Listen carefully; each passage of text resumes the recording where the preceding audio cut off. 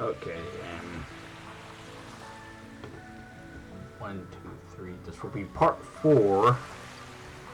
So.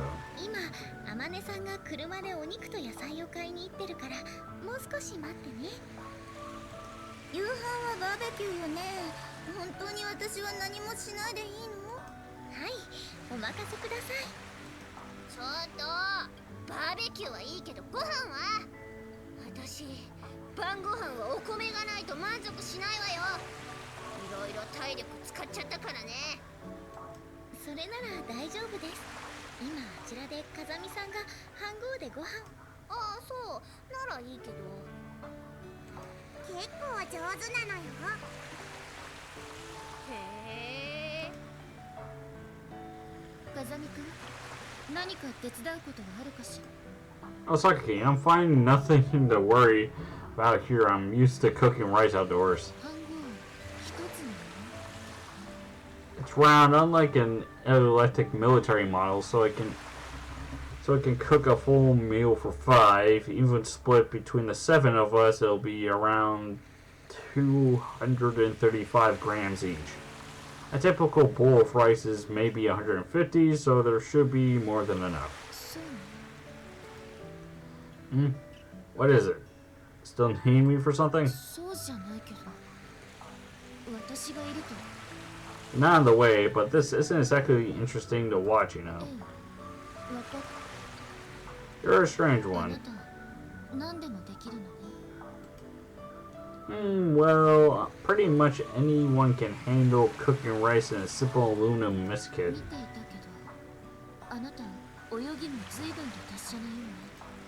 Well, as much as the next guy, I guess. Probably because I spent so much time in harsh circumstances where the ability to cook rice and swim competently are simply requested for survival. But neither of these strikes me as anything worth boasting about. Now that I think about it, it's been a while since the last time I swam in the sea for fun.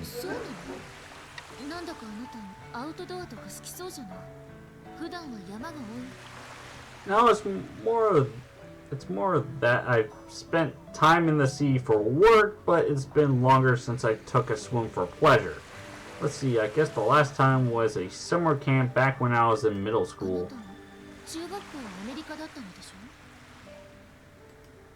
Yeah, but either way, it's probably a little different from the sort of camp you're imagining, Sakaki. That's a little hard to explain, but alright. So at the end of my 6-month first term at the school, there was an exam to determine whether we'd be prompted for reserve student candidate to reserve student. One day, our instructor gets the group together and says in 1 week we'll be taking a cruise to a southern island for a week of relaxing fun in the sun. Cruise might sound nice, but we were getting crammed into a ship carrying a bunch of reserve candidates from another branch. The boat was taking them out for naval training and dropping us off pretty much as an afterthought. So anyway, on the way to our destination, we stopped by a port to resupply on fuel. It happened to be a Navy base, so a bunch of students like us weren't allowed off the ship. They kept us waiting for hours at the mouth of the harbor. We arrived at the port in the morning, but we were still sitting there late in the afternoon. It was just about this time of day, actually. So the sun starts to go down, and we're still standing in the mouth of the harbor with our anchor dropped. No idea how long they plan to keep us waiting.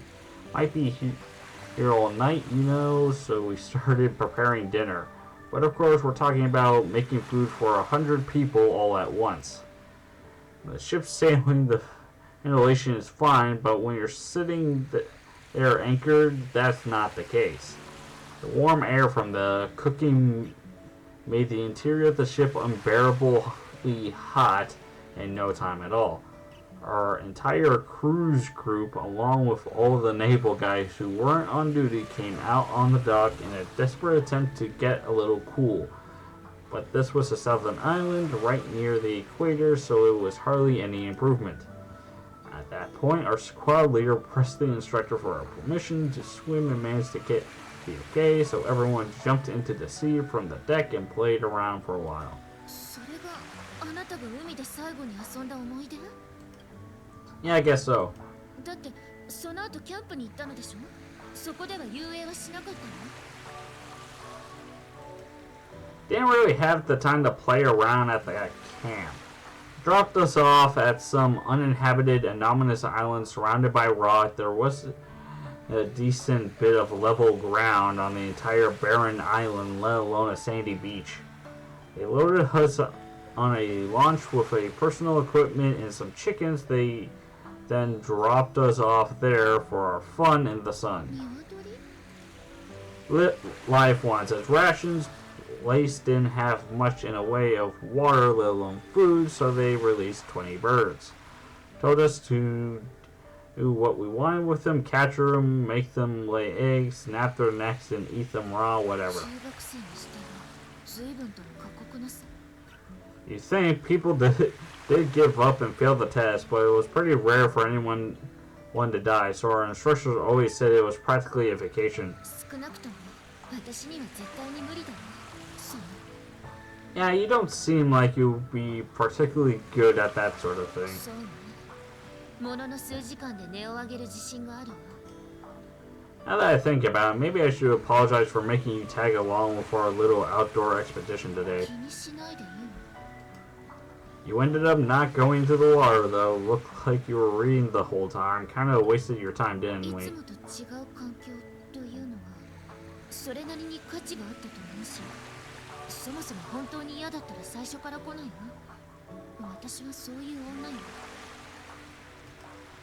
True enough.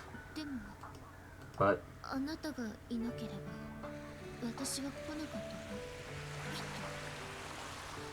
see, so it's my fault after all. Sorry, Sakaki.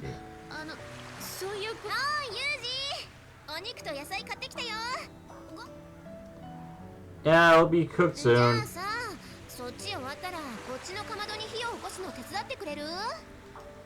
Fine, I'll be over in a minute. So, what were you talking about again? If you say so. What are you talking about?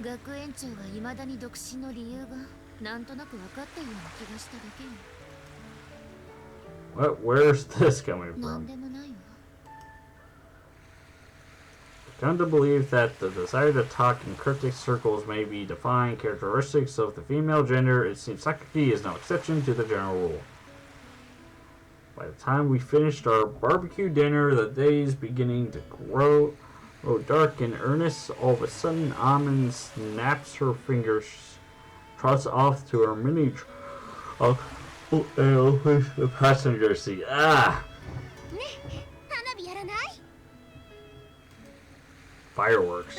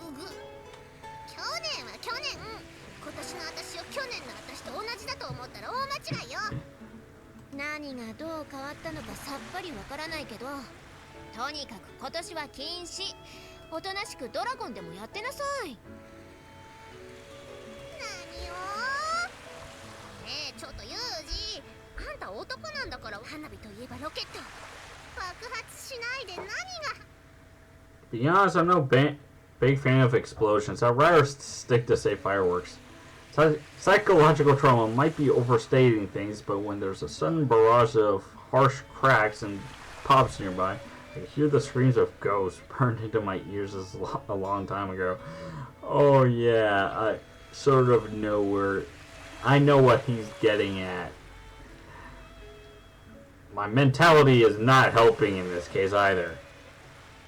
And when someone sets off a flashy skyrocket in the dark night sky, it's hard to reset the instinctive urge to throw myself flat to the ground and crawl for cover.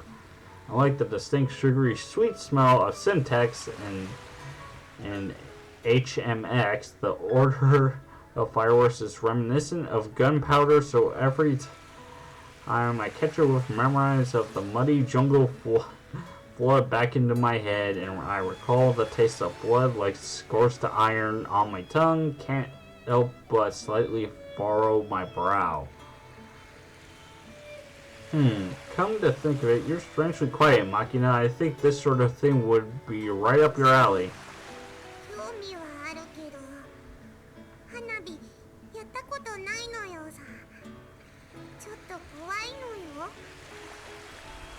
Don't worry, the ones you hold in your hands are perfectly safe. You want to try it? The skyrocket Sachi ended up preparing faintly color the night sky, one after another, burning light after images into our retinals. This time, the shape aroma of hydrogen sulfide that reaches my nose doesn't seem as bad as all that. Probably because of the smiles and laughter of my classmates as they watch the sky at my side. I wish this could last forever. Well, that childish hope vanished as quickly as the blaze of a firework in the night. Even then, I didn't think I'll forget this moment. I don't think I'll ever forget that there was a time in my life when everything was peaceful and warm. And as long as I have that memory, I think I'll be able to go on living. 花火の後片付け終了しました。ご苦労様。さて、花火も終わったし、帰ろっか。そうね。そろそろ戻りましょうか。それはいいけど、帰りは私、浜根の隣はもう嫌よ。そんなに嫌わなくても傷つくな。帰りは上りだからちゃんと。いいね。そのまま二人でどっか行っちゃおうか。やめなさいって。ちょうどよくマキナが寝てるから、あんたはマキナ乗せて帰りなさい。なんだよもう、冗談じゃない。そないケンケン。そうさんの場合、冗談に聞こえないから困っちゃうのよね。学園長まで私をビッチ扱いYes. Very much I was driven to this place by a vague impatience, the desire for something, but even now, I haven't pinned down exactly what I'm looking for. Not knowing what I want, it's impossible to find a clear path forward.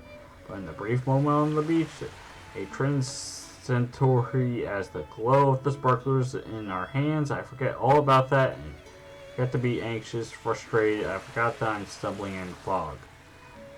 And on the return trip, the cool wind quietly blew through the lower car window. Refreshing. A soothing touch of the air on my sunburned face feels almost like a caress. For some reason that I can't express in words, makes me feel that it's too early to give up hope. My mouth is fucking dry right now. Come the fuck.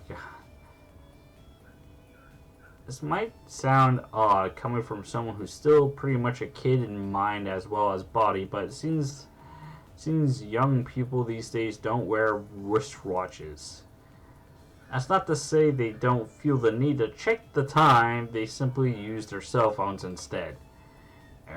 Even the cheapest mobile phone has a digital clock built in, so I guess they don't see any reason to bother carrying around a separate tool for a specific purpose of telling time. I don't use my phone at all, sadly, so I'll use my phone for only 2 to 3 purposes. Only call or text when I need to, read or play a game that I'm interested in. That's the only reason why I use my phone, and even then that's just a rare happening. Of course, like a modern youngster, I myself constantly carry around a personal cell phone. The difference is that I almost never use mine. I don't rarely see the appeal of racking up a huge phone bill by firing off pointless texts or killing time with aimless gossip. To be honest, I need to view phones in general as a means to receive calls rather than make them. Cell phones allow us to talk whenever we want, and that's an undeniable convenience. But on the other hand, they create the expectation that you'll answer the phone at any time. That way I look at it, that's as inconvenient as it gets. On the inside of my school bag, currently hanging right next to my desk, I hear the muffled sound of the unpleasant electronic jingle that quickens slightly as soon vibrates. My cell phone's ringing. The only person who knows my cell phone number is JB. Judging from the way the phone stops ringing at once, this was probably an email. And as a rule, JP contacts me through our actual calls. I don't. He sent me a single email to date. More spam.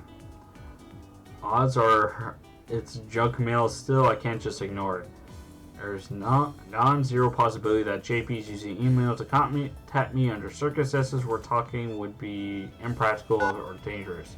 When I open my bag and take out the phone, the LED alert is flashing on my private cell phone, not the one I use for work. I click my tongue lightly in annoyance just to be on the safe side. I slide the phone open and take a look at the email. Subject, it's Kyoko? Who the hell is Kyoko supposed to be? The mail's from the leisure club as for its contacts. It seems a bored and lonely housewife by the name of Kyoko, age 32, is willing to give me pocket money if I keep her company. It's a very model of a spam email. This sort of offer is about credible as Hana's throw away your gun GI and our benevolent Uncle Ho who'll give you a paddy field and your very own water buffalo. Seems too good to be true. It probably is best to remember that unless you want to taking for a ride, forget a free lunch. These days, no one's going to give you air if they can charge you for it. Irritated at myself for even reading this worthless crap. The way this sort of trivial annoyance tends to pop out several times a day is one of the major reasons I don't practically like cell phones. ダメだよユージ。学校にいる間は携帯はマナーモードにしておかないと授業中に音が鳴ったら怒られるよ。Yeah. っていうか、あんた携帯なんか。And now I'm a modern youth in my own right, you know. Of course I got a cell phone. ねえ、そんじゃさ、アドレス交換しよう。Why? なぜってことはないでしょうが、携帯持ってんだからアドレス交換ぐらい普通じゃない。サラリーマンの名刺交換みたい。That a fact. 何してんのよさ。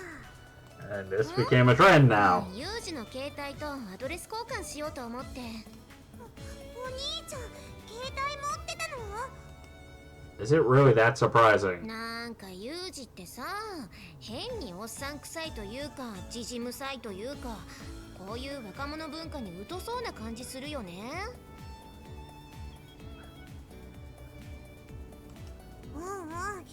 なんか機械に頼るのは軟弱だとか言いそうなのよさ。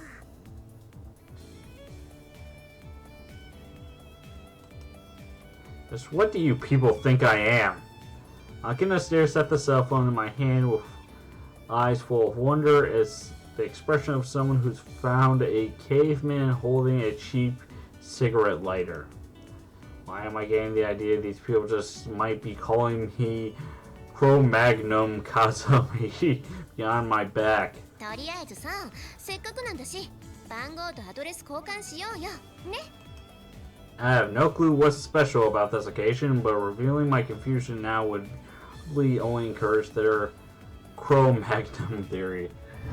This is a cell phone for my private use, so I suppose there's no reason I can Give out the number and email address? Alright, I'll read out the number. What was it again? It's not like you tend to call your own cell phone, right? What's so strange about not knowing it off the top of my head? A certain quirk doctor once said it's better not to make friends with patients.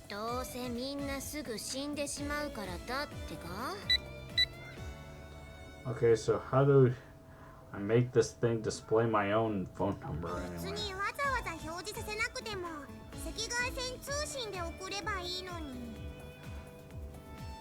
Speaking of which, does anyone use infrared for phones anymore?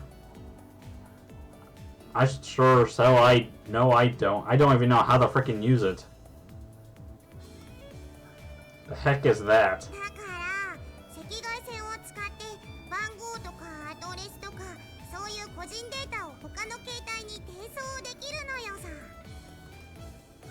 Didn't even know I could do that. Very well. I deposit my cell phone in Makina's outstretched hand.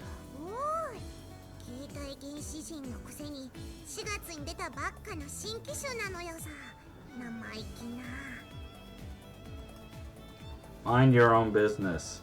It's not like I picked the thing out It's not like I picked the thing out. I've only been carrying around the one JB gave me.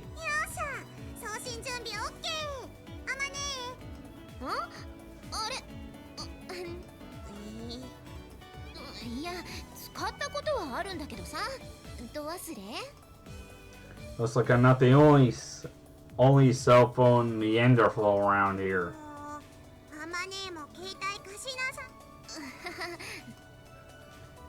Makina takes the cell phone for Amon's hand, points the infrared port toward my phone, and transfers the data.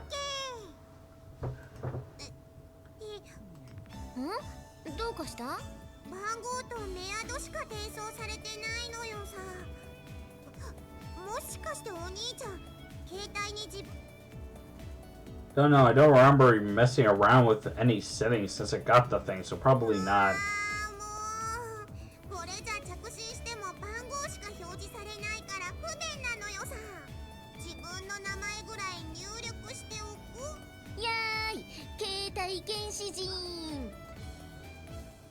I don't think you're one to talk. Guess I don't mind.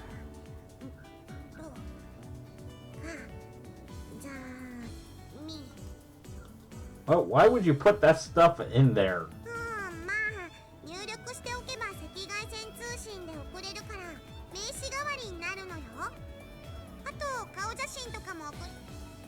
Not necessary. The name should be enough.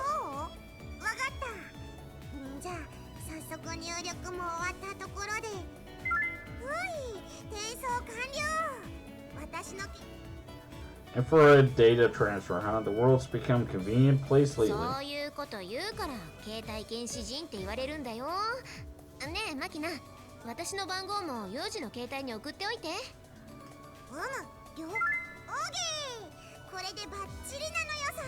We're going to be hearing a lot of dings. And where did you come from? Since Sachi was observing our conversations, she's tightly grasping her own cell phone.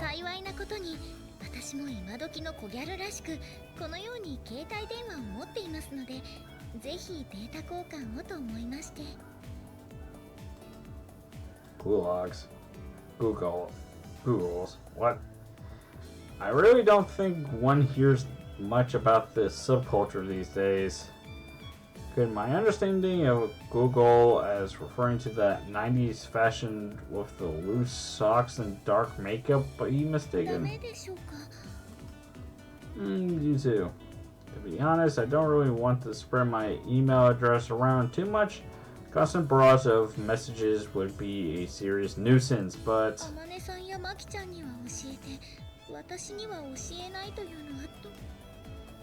no.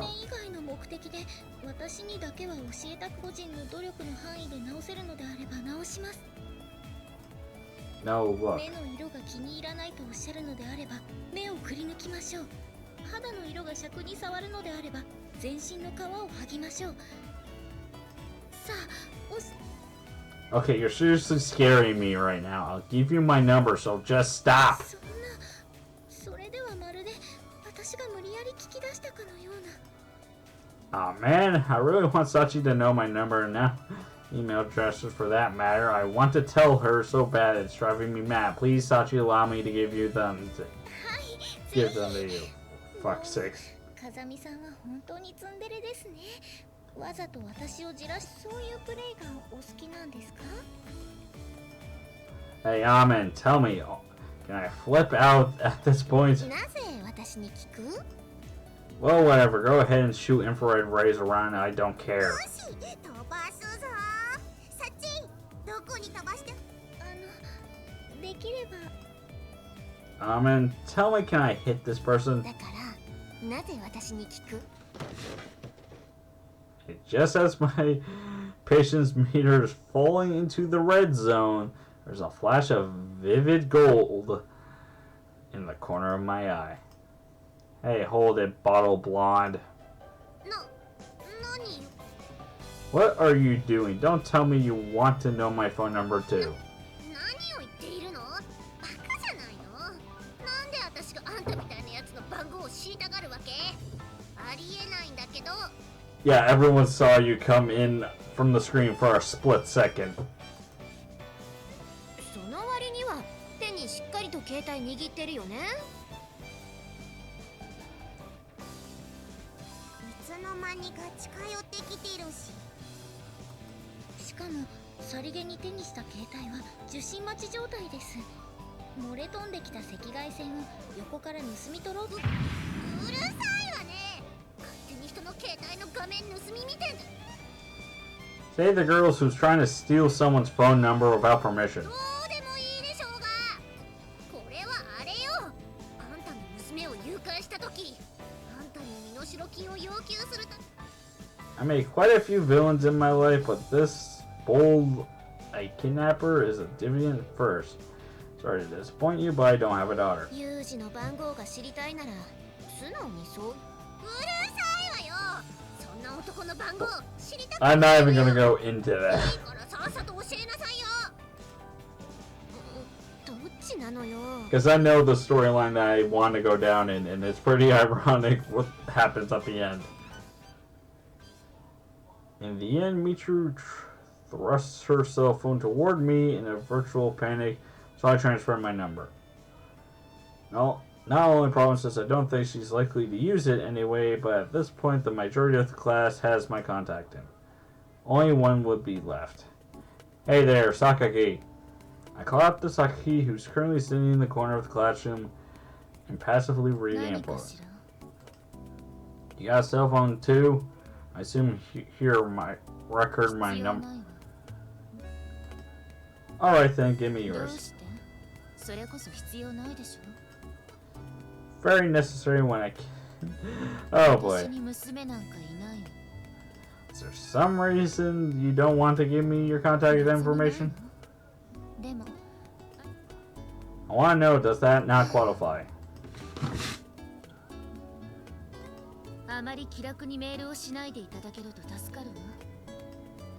As she speaks, Sakaki takes out her cell phone from her pocket of her uniform and holds it out towards me indifferently.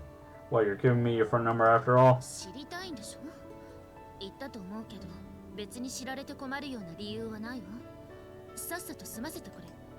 Yeah, sorry. Hey you, I need my cell phone back. Give me the damn phone back, or I need to register Sakaki's number. Yes, really, what's the big deal?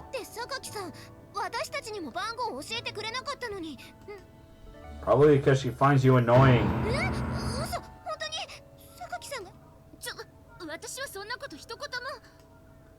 Oh, you did kind of seem like the type to send people completely worthless messages and you know, I'm on the toilet now, just sent a boo-hoo with a crying emoticon.